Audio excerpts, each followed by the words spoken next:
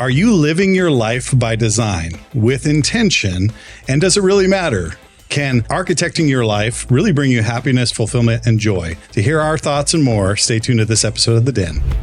The Den, powered by the Lyons Group, a show dedicated to exploring hot topics in real estate, local happenings, and industry trends. We're a small team of professionals approaching $400 million in sales and nearly 2,000 local transactions. You're listening to time-tested experts and industry leaders. Here's a refreshing look at real estate happenings and more.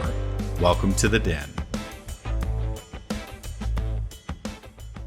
Hello, everyone. Welcome to this episode of The Den, where we're going to take a little spin away from real estate. Maybe we can weave some real estate into this topic. But before I get to it, let me introduce my friends, my partners, my co-hosts, the fellow members of the Lyons Group. To my left, Paul, Hammy the Rockberry, Aspen the Ninja, Groen, and the boss, Shannon Martinez. My name is Ben No Plan Lyons, and I'm going to be hosting today's episode on having a plan. So maybe we should talk through it. Maybe I shouldn't kick it off here. I think you are full of it. Sandbagging. No, but I think this is the only thing you don't plan. That's right. I do wing it quite a bit, but I like this episode because the Den is real estate and more. And I think we really need to talk about some things that would help impact other people's lives beyond just real estate.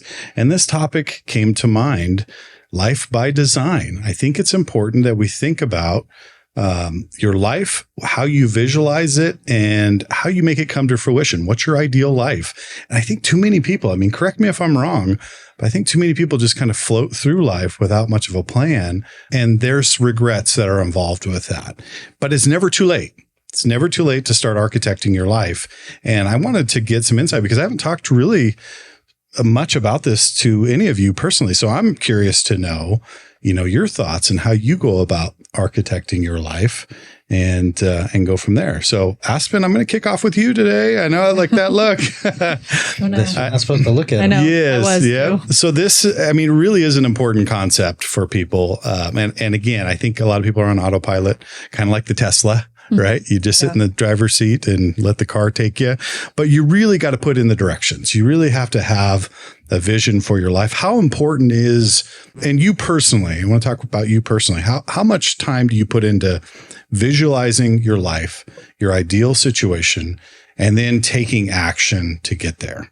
Honestly, hours every single day. I think about 10 years from now or 8 years from now, all day, every day.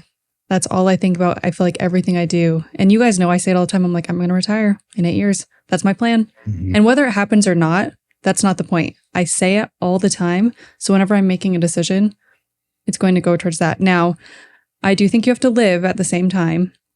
We have a nice house. We have nice cars. We go on vacation. If I didn't do any of those things, would it get me closer to my goals? Absolutely. But you never know what's going to happen tomorrow either. So I think you have to kind of have a little balance in your life while still making intentional choices and moving towards your goals. I'm huge in goal setting, manifesting, whatever you want to call it. But then you can't just say it and wipe your hands of it and walk away. You have to do it every single day. Even if it's, and you know what I found though? The people, you find like-minded people. If you're constantly speaking, I'm going to do this. I will be here one day. This is going to be my future. Eventually, those same like-minded people gravitate towards you and everyone just starts building each other up. If you're around people who don't want to do that, I found they kind of try and bring you down a little bit and naysay and nitpick versus people just saying, yep, you can do it. Let's do it. And that's the kind of people I want to be around. Yeah. Very well said. Yeah. Very well said. I like that, it's woven into your life. You're saying that you think about it constantly. It's always on your mind. You're always thinking about what your ideal life is. And and you brought to the second point of that is, this is where Dave Ramsey and I split part. Because I used to be an ELP for Dave Ramsey, and I like a lot of the concepts that he teaches. But at the end of the day, life could be taken away from you tomorrow. You have to enjoy life on the journey. The journey is the most fulfilling part, right?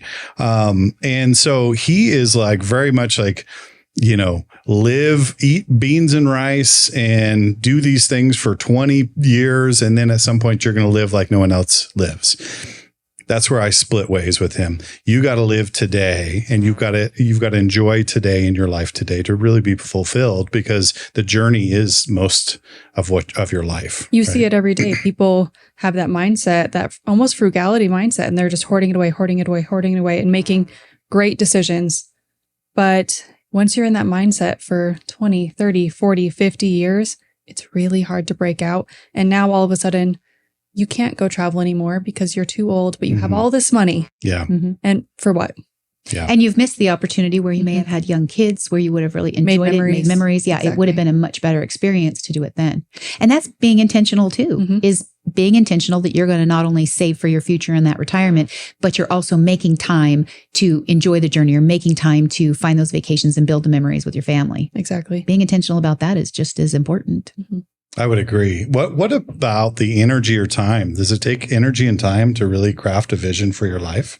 I think so. Like Aspen says, you work on it every day. Every day you wake up with intention on what my future is going to look like, and how are the choices I make today going to change that? How are the choices that I make today going to get me to that eventually? I think I've had a lot of conversations with my kids or friends or whatever. And I say this all the time, it's not enough to say, I want to get good grades, or I want to lose some weight, or I'd like to save some money, or I'm going to buy a new house. You have to set that in motion. So just saying it over and over isn't going to get you what you want. You have to have those steps. If you want to lose weight, okay, I'm going to cut my calories. I'm going to bump up my exercise. I'm going to weigh myself every morning. I'm going to be more intentional about meditation and things that keep my stress levels down. You have to have these things in place to say, how am I going to get there? My kids would always say, I'm going to do better in school. Of course, they never would. But how would I say, well, what does that mean? Yeah. Are you going to spend 20 minutes after school every day working on the things that you're not good at? Are you going to reach out to your teachers and let them know more often what subjects you're struggling in? Are you going to, put down the video games the last 30 minutes so you can maybe do some, mind resting and things before you go to bed, so you get a good night's sleep and you wake up better? You're going to make sure you have breakfast before you leave the house in the morning. Like, what does that mean? But I think people don't think that through. They just make the plan. I'm going to be rich. I'm going to retire early. I'm going to do better in school. I'm going to lose that weight. And it takes time and energy. I mean, it really does. Forcing yourself to sit down and kind of audit what you're doing on a daily basis, and then having it on the back of your mind or on the forefront of your mind throughout the day. I mean, it should be toggling back and forth. It should always be on the back of your mind, but sometimes it should be the forefront of what you're doing. Like, this is by design. This is what I'm thinking. And it takes time. It takes energy. It's not easy. So if you're architecting your life right now, if you're designing your life and what your ideal day is, I would say start there with your ideal day. What does your ideal day look like? I mean, everything from how you wake up, how you interact with your family, what are you doing that excites you during the day, and then how you cap it off in the evening and when you go to bed. I mean, if you can visualize that and really put some effort to it, it can happen very quickly. But I really think action is the universe's language. I mean, we can visualize, like you said, Aspen, we can visualize and we can create all the stories in our mind and the ideal picture. And then some people go, I'm done, right? How important is action in this part of the equation? Paul, take that one. I don't know what you're talking about. Yeah, that one. Action. Well, yeah, you have to put your plan into action. Yeah, I mean, look at all the things that you've accomplished in your life, from the weight training to, just everything that you've done. My life looks pretty planned out. I would say from the outside, I think it's not. So I'm kind of the opposite. I'm not a huge goal setter. I have what I would like to do. I more take life one decision at a time. It's like kind of like AA or something like that. Every choice I make is this for, what my goals are. If my goal is to, succeed in business or something like that, is this choice to go and do something that's not working, is that going to help me get to where I'm at? If it's not, then, you can make the plan, but a lot of times staying on the plan is the hardest part. Because you get all these distractions that'll try to take you away from it. And what I've found is usually have more fulfillment, because that's the other thing. What's actually your goal?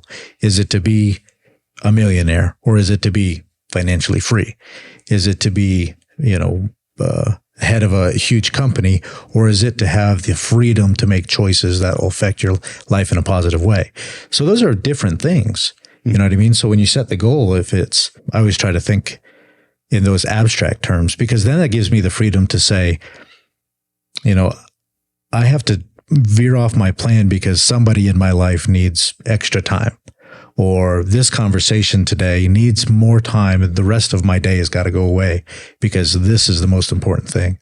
I've had times in my life where I'm like, I just need somebody to tell me where I'm supposed to be going. Mm-hmm. And then you realize that there's this thing that's been yelling at you the whole time. And I always say it's like a 2x4 that's beating me upside the head. And I just go, oh, okay, yeah, I'll go do that now. Yeah. I have a loose plan, but the action part of it is a daily intention to do what's best towards your goals. Yeah. I think that's the most important thing. Yeah. And so you have a little bit more, and this will appeal to our analytical viewers, is you take a little bit more of an analytical approach. Like, am I on the path, mm-hmm. right? That I've kind of created this vision. Am I on the path? Every step, everything that I'm doing, does it contribute? Am I looking through the lens of my ultimate goal, right? And I think what you keyed in on is very important, because a lot of people are like, well, I want to be a CEO. Well, why do you want to be a CEO? So I can make a ton of money. Well, why do you want to make a ton of money? Well, so I can have the freedom to travel with my, well, why do you want to travel? Because I want to enjoy my family. So you're four questions deep right there. And you're starting to peel back some layers of the motivation. Then you have to say, okay, well, if your goal is to have some freedom financially to spend time with your family, is the CEO role the right move for you? Because that could work against you. Right. Yeah. And you could take years and years and years going down a path that actually doesn't serve you, that actually ties you to a job or something that, doesn't serve any of the goals that you had. Yeah. And I think that's the hard thing when you're picking your goals. That's why I try to keep it a little bit more abstract, to say, these are the feelings I want to have at those summits. Once you reach the goal, this is how I want to feel. This is how I want to be able to act. This is how, I want to reverse engineer this. I want to be content. I want to be fulfilled. I want to have, whatever those are, spiritually, financially, family, all of those things, and then work backwards on that. This is such a great conversation. And I have so many follow-up questions, because, unpacking what you just said, there's a lot to unpack there, but I want to jump to Aspen here, because Paul mentioned something. How much does emotion play into the vision for your life? For me, not too much, honestly, because I think I want like peace in my life. And that's kind of what I try and look at things more analytically. I don't make too many decisions just based off emotion, but I am big in trusting your gut and going with that. And I mean, that could be anything. I think I'm pretty vocal. If I want to be friends with someone, I pursue them as a friend. Paul knows we didn't know each other. And then we became pretty good friends just because I am intentional and I'm on you. And I'm like, all right, no, I see you for who you are, and we're going to be friends. Same for this group, which it just felt right. So I think emotion does have something to play in it, but I don't really know if it's emotion or if it's trusting your gut and just making a decision, not only because it feels right, but because you do really think it's the right move in the long run. Mm-hmm. So I don't think you should do things just based off of emotion, but I don't think you should ignore your emotions either. Sure. And you're constantly reminding yourself of the path, mm-hmm. right? Because that's the thing that you were saying originally, and what Shannon was saying earlier, is that you're thinking about it all the time. So you have to, it takes work. What kind of parent do I want to be? What kind of spouse do I want to be? Friend? How do I want people to perceive me at work? Do I want it's everything. And you can't just say, oh, I'm a good ethical person and people are going to see me that way and then go do slimy things. It just doesn't work. Mm-hmm. You have to do the day-to-day action plans. I feel very strongly about making your life how you want it to be. And like Paul said, you're not going to do the exact same thing every day. It's not a one-step plan or everyone would do it. Yeah. It's going to have ebbs and flows and you're going to change directions. I know I could never work a 9-to-5 office job. It just would not fulfill me at all. And I like to have ideas and I like to try different things, and that just doesn't suit me. So it might help with my retirement plan a little bit more, but I couldn't do it on a day-to-day. So maybe that's an emotional decision. Yeah. And you're able to act, and you have the freedom to act on your passions when they come about, because you're not necessarily in a 9 to 5. Yep. And it takes risk, and it takes grit, and it takes gut to not be in a 9 to 5. But that's part of the architecting your life and life by design. Shannon, how granular do you get? Like how much in detail do you get when you're setting a vision for your life? I think that you should be very detailed. I think there's a reason why, and I'm not endorsing any specific program or anything, but there's a reason why the most successful people, the most fulfilled people, they all follow the principles of things like The Secret or one of those kind of platforms, There's a reason why, because you have to be very detailed. You have to know what it really is that you want. You can't just say, I just want to be happy.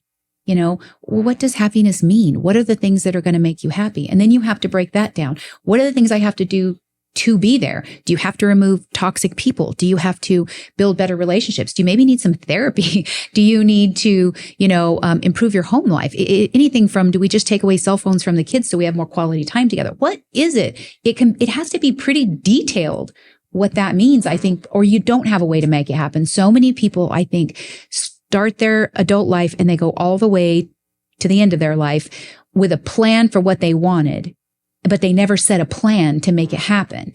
And so, it doesn't ever really come to fruition. I'm always chasing the idea of having a happy marriage, but I never really had it. But what did you do? I just kept talking about having a happy marriage. Yeah. I think you have to be very granular. I think you have to really be specific on what does that mean? What is it that I want when I say that general question? Exactly what does that look like? And exactly how do I get there? Otherwise, you're never going to get there. You're just always, you can wish all day long and it's never going to get you what you want. And sometimes those change, right? It has to be fluid. It has to change a little bit. But I think you're right. You got to get granular on what you feel is the priority in your life and what do you want to have in your life. I just think about, the vision boards I've done over the years. Yeah. And I did one years ago. This was 15 years ago. And it's funny because I pulled it out, a little while back, but before I get to that part of it, when I was doing the vision board, I would go through and cut out magazines and stuff like that. And then I had all this clippings. And then I was like, I would hold up each thing and there was no emotion. So I'd be like, it looks good, looks cool, it's shiny, no emotion. And then I would go through and I'd find the ones with the emotion. And then I would sift through those and get to even more emotion. And finally, when I had like that emotional connection with these images, boom, I put them on a board and I had that up in my office. And this was stuff I would have at the time would have never dreamed possible for myself. Years later, that is like base level for me. It was incredible. I pulled out my vision board. I had accomplished everything on that board, but I had accomplished it after I put it away. Right. So I had it in front of me for so long and then I just, stuck it in a drawer. And later, it almost brought me to tears pulling that out and going, holy moly, like this really works. And it may not have been in front of you on your board, hanging in your office every day to look at, but it was in you. You had already laid the foundation for that. You had already got your ideas. You knew what it was that you wanted, and it was still in you, and you were pursuing it every day, which is why when you pull it out all those years later, it's there and you think it wasn't in front of me every day, but it was right there. Mm-hmm. You had that every day because you were intentional every day about still pursuing that. And I've got to give some credit to my wife for this because sometimes when I try so hard at something, she's like, you're focusing on it too much. Let it go. Like, that's the direction you want to go, like release it. And so after that point, when I did that, I released it, is when things started coming easier and things started happening. So I'm curious to see if you all have noticed that in your lives as well, when you're focusing so hard on something and it may be like continuing to push away from you. Have you experienced that at all? Yeah, I think I saw something on the internet. I'm sure everybody's seen it. It said something to the effect of, what you have today is what you were praying for 10 years ago. And it is so true. We tend to, and maybe we even have today what we were wishing for. We still have better wishes now and bigger ones out there and more things we want to pursue. But we don't even realize that right now we are living our dream. This was our dream at one point. At one point, it was completely out of reach. And we never thought we would be on a successful podcast with 50,000 viewers. No, it's 50. 50. Oh, man. She had a few Very. few extra zeros. You're going to ruin this for me. But whatever it is, we never dreamed that we would be living in the homes of our dreams, and that we would be, an income that was sustaining the lifestyle that we wanted. We would be traveling with our family. You always wanted those things, but didn't think of that. And right now we are also sitting here thinking of what the next 10 years is going to bring and the other things we want, not even monetarily, just, what we want. I always talk to my kids when they were little, about you pursue money, not because you want to be selfish, because they always thought that, not because you want to be selfish, but because you look at all the things you could do with it. Money brings security. Money brings freedom. Money brings help. I mean, I help people in my community. I take care of people other than the people under my roof. I can do things with that. And so, but before, when I was pursuing money, it was because I was living paycheck to paycheck, barely making ends meet, and I wanted the money so that I could have what I needed. Yeah. Mm-hmm. So the bar does move forward. It does change and our dreams change. But we also have to stop and realize that what we have today is exactly what we were wishing for 10 years ago. And 10 years ago, what we had was exactly what we were wishing for 20 years ago. And if you're intentional, you will keep pursuing that, and you will keep meeting those benchmarks and setting them higher. And the more you do, the better you can do. I think you and your family and everyone. You said you can help more people now. And I think that also is part of being intentional. Mm-hmm. I want to live in a community that is people centered, that helps the people in the community. So you need to go out and volunteer because that's you. You're the person. You're the one that's going to help people. Mm-hmm. You can't wait for somebody else to do it. If you want to live in that place, do it. Right. Go do it. It could be anything. If you want to live, like how our last podcast, we were talking about landscaping. You love gardening. Start a gardening club. Mm-hmm. It can be it doesn't have to be money focused. It can just be finding a community of like-minded people and being intentional with the people you surround yourself with and the things you want to bring to your community. And it doesn't have to be retirement, money, expensive, fancy things. Right. I think that's maybe a pro of some of this stuff, but that's not really the goal. Yeah. Right. Yeah, and money can come in a lot of forms, because really when a lot of people correlate money, they're like, I want the money to have, this type of to be able to garden like this. Well, like you said, the form of money when you don't have the money is you go do it and you get around people that garden like that. And then all of a sudden that gap has been filled and you're living that without the money. Right. You don't have to have that. And the other thing is, this is something I had to work through for many years, is correlating money with, bad, right? It's bad. Only bad people have all this money. Right. And that was largely due to just, how I was raised per se, and the culture that I was raised in was that you had to do these bad things to get a lot of money. And that's totally false. And in fact, it goes back to what you're saying, Shannon. If you want to be, exercise your philanthropy that's a big word for me, Paul. Mm-hmm. I know. You're all right. Yeah, I know. I was impressed. That you if you want to exercise your philanthropy in a community through donations and setting up scholarships and whatnot, that is a healthy, wonderful thing that comes along with money. Yeah, I think a lot of people have a negative connotation with it. Yeah. Like I said, my kids always felt that way. I think they are teaching that a lot more in school nowadays. Rich people are evil. That's not true. With money, with power, comes, you can do better in your community. You can help. You're going to say it. What? Great responsibility. Great responsibility. Yeah. No, you were almost on a Marvel show there. But you can take care of your aging parents and their needs, instead of worrying about them every day. With money, you can make sure that your kid is getting that extra tutoring. We were very fortunate. We went broke doing it, but we were very fortunate to put our kids in Sylvan. Our boys struggled in school.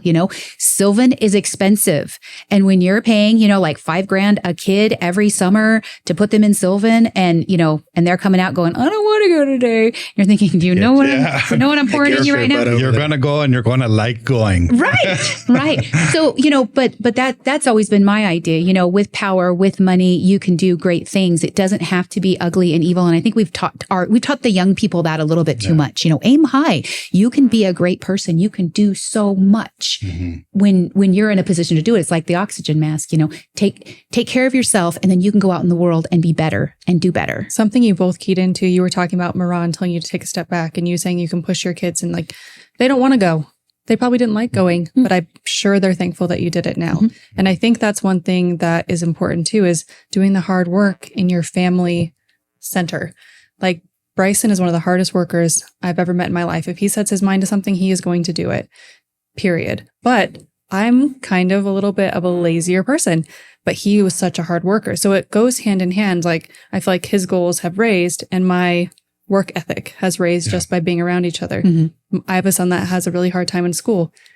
He does not like the tutoring that I put him in every summer. You're going to appreciate this one day. You know, chores. You got to have a work ethic. Respect. You have to be respectful to people. You have to put in the work. Parenting to raise people that are also going to have similar or hopefully better values than even you do. It takes so much work. Everything worth doing takes work. Life by design. And I'll say this too, and I want to make sure we get this in the podcast, is when you have that design and that path that you're on, I see a lot of high achieving people really get bogged down by that goal that they're not reaching. And then it derails them because it's depression. I'm not there yet. I should have been here already. All of those types of things. They're not living life like we talked about at the beginning of this podcast. They're focused so much on that end that they're not doing the daily work. And the more you don't do the daily work, the further away the goal gets. Or maybe, Paul, let me get your thoughts on this. Maybe they're doing the daily work, but they've had their head down with a shovel for so long, they haven't taken the time to stand up and look around and go, wow, look at what I've accomplished. Yeah, you say that all the time. Celebrate that, right? Yeah. And Enjoy maybe it's that. a 10-year goal and you're like, I didn't hit it in 10 years, but you're right there. Yeah. Maybe in another year or 2 or 5. And if you You're had gonna be never there. set that goal, you wouldn't be there. You'd be way back there. Yeah. Yeah. I think that's what people don't realize is set the goal. Even if you don't hit it, you got something to aim for. You're going to do better than if you had set nothing at all. Yeah. 1% better every day. That's it. And I love that image of the guy he's underground digging a tunnel and like he gets right to the edge of like the big gold mine and he turns around. Like, I've just been digging for too many years. I'm done. And you're like, no, you're a foot away. Like, keep digging. And I think that's the process, is that you just continue to go. We're going to continue to live, right? We're going to live all the way through until we pass on, and that's okay. But why wouldn't you live by design? And that's my question. That's what we pose today. If you're watching this episode, take some time. It's not easy. If you're feeling like that's hard work, welcome to the group, because we roll our sleeves up. We want to live by design. And let me tell you, it's really fulfilling when you do it. And it's hard at first, becomes a habit, becomes ingrained. At some point, you do it without even knowing that you're doing it.